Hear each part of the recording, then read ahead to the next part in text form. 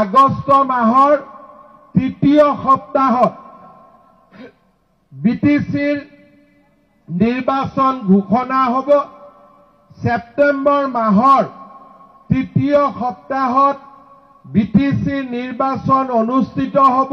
ভাৰত মাতা কি শ্ৰদ্ধা ৰাইজ, আপোনালোক সকলো অৱগত যে আৰু কেইটামান দিন পিছতেই আমাৰ বিটিআৰত নিৰ্বাচন অনুষ্ঠিত হ'ব। আমাৰ লক্ষ্য যাতে পূজাৰ আগতে আমি বিটিআৰৰ নিৰ্বাচন অনুষ্ঠিত কৰিব পাৰোঁ। দুৰ্গা পূজাৰ আগতেই বিটিআৰৰ নিৰ্বাচনৰ ফলাফলো ঘোষণা হ'ব লাগে আৰু আমি দুৰ্গা পূজাৰ আগতেই নিৰ্বাচনৰ প্ৰক্ৰিয়া শেষ কৰিব বিচাৰো। কাৰণ অক্টোবৰ মাহৰ পৰা চৰকাৰৰ বহুত আঁচনি আছে। অক্টোবৰ, নৱেম্বৰ, ডিচেম্বৰ, জানুৱাৰী, ফেব্ৰুৱাৰী 5 মাহ আমাক লাগিব। আমি যিমানবিলাক আঁচনি আৰম্ভ কৰিছিলো যাতে ৰাইজৰ মাজলৈ এই আঁচনিবিলাক লৈ যাব পাৰো আৰু তাৰ পিছত মাৰ্চ মাহত আমি বিধানসভাৰ নিৰ্বাচনৰ বাবেও সাজু হ'ব লাগিব। অৰ্থাৎ আগষ্ট মাহৰ তৃতীয় সপ্তাহত বিটিচিৰ নিৰ্বাচন ঘোষণা হ'ব।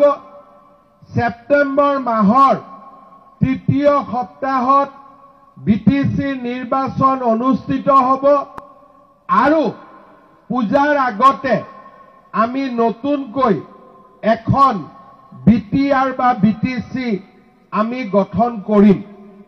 শ্ৰদ্ধাৰ ৰাইজ, আজি যদি আমি তুলনামূলকভাৱে বিশ্লেষণ কৰোঁ তেতিয়াহ'লে আমি দেখা পাম যে গোটেই অসমতে বিজেপিৰ শাসন আছিলে, কিন্তু বিটিআৰত বিভিন্ন কাৰণত কেতিয়াবা বিপিএফ বা কেতিয়াবা ইউপিপিএল দলে চৰকাৰ গঠন কৰিছে আৰু বিজেপিয়ে যোৱাবাৰ প্ৰথমবাৰৰ বাবে আমি বিটিচিত সহযোগী দল হিচাপে চৰকাৰ গঠন কৰিব পাৰিছো।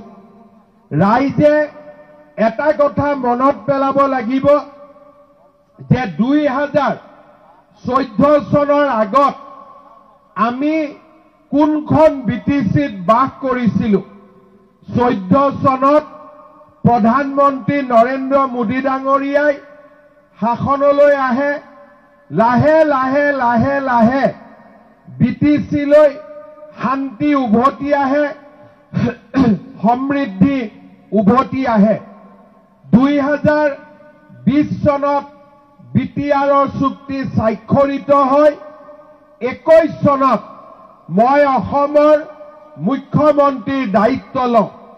আজি মই আপোনালোকক এটা কথা মই ক'ব পাৰোঁ, পৰিসংখ্যাৰ ওপৰত আৰু ৰাইজে নিজৰ চকুৰে দেখা এটা কথা যে যেতিয়াৰ পৰা অসমত মই মুখ্যমন্ত্ৰীৰ দায়িত্ব লৈছো বিটিচিত, তাৰ পিছত কেতিয়াও গুলীবৰ্ষণ হোৱা নাই, কেতিয়াও বোমা বিস্ফোৰণ হোৱা নাই আৰু কেতিয়াও আমাৰ ইয়াতে আইন শৃংখলাৰ পৰিস্থিতিৰ সৃষ্টি হোৱা নাই।